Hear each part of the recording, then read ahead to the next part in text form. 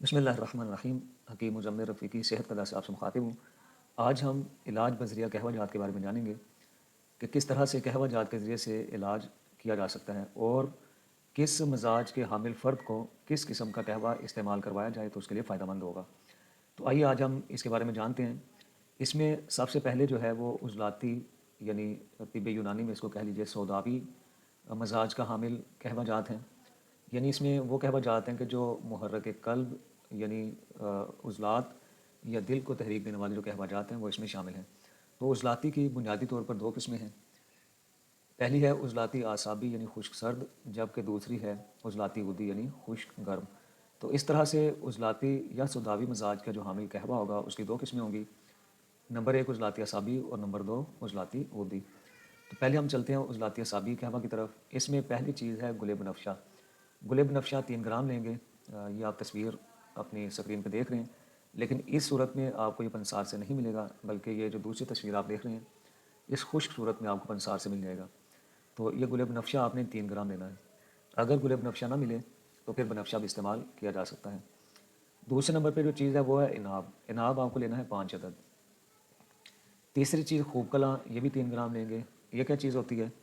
آپ اپنی اسکرین پہ دیکھ سکتے ہیں کہ یہ رائی کی طرح یا مثلا خشخاش کی طرح چھوٹے چھوٹے دانے ہوتے ہیں، اس کو خوب کلاں کہا جاتا ہے، یہ بھی 3 گرام لے لیں گے۔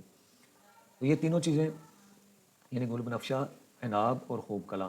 گل بنفشہ 3 گرام، اناب 5 عدد اور خوب کلاں 3 عدد یہ لیں گے۔ اچھا، اس قہوے کا جو اپنا مزاج ہے وہ عضلاتی اعصابی ہے، اور یہ اعصابی عضلاتی مزاج والے یعنی تر سرد مزاج والے کے لیے یہ قہوہ بہترین ہے، اس کے لیے یہ فائدہ مند اور نافع ہے۔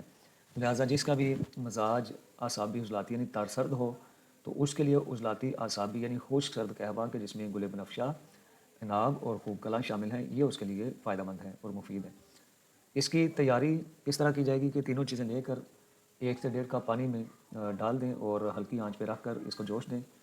2 سے 3 جوش آنے کے بعد اس کو اتار لیجئے اور شہد، چینی یا گڑ وغیرہ سے میٹھا کر کے اسے استعمال میں لائیے۔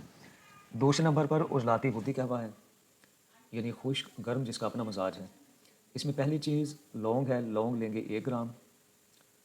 دوسری چیز اس میں دار چینی ہے، دار چینی 2 گرام ہوگی اس میں۔ اور نمبر 3 لہسن ہے، لہسن کی 2 جویں آپ لے لیں۔ تو یہ تینوں چیزیں لے کر لونگ، دار چینی اور لہسن دیسی، یہ بھی اس کا تیاری بھی تیار کرنا، اس کو بھی اسی طرح سے تیار کیا جائے گا قہوے کو کہ 1.5 کپ پانی میں ڈال لیجئے، اسے جوش لیجئے اور شہد یا چینی وغیرہ سے میٹھا کر کے اس کو استعمال میں لائیں۔ تو یہ بھی مد نظر رکھیے کہ جو قہوہ ہے لونگ، دار چینی اور لہسن والا، یہ خشک سرد مزاج والوں کے لیے ہوگا، یعنی عضلاتی اعصابی مزاج والوں کے لیے یہ قہوہ ہوگا۔ خود اس قہوے کا اپنا مزاج عضلاتی غدی یعنی خشک گرم ہے۔ بہت بہت شکریہ، فی امان اللہ، اللہ حافظ۔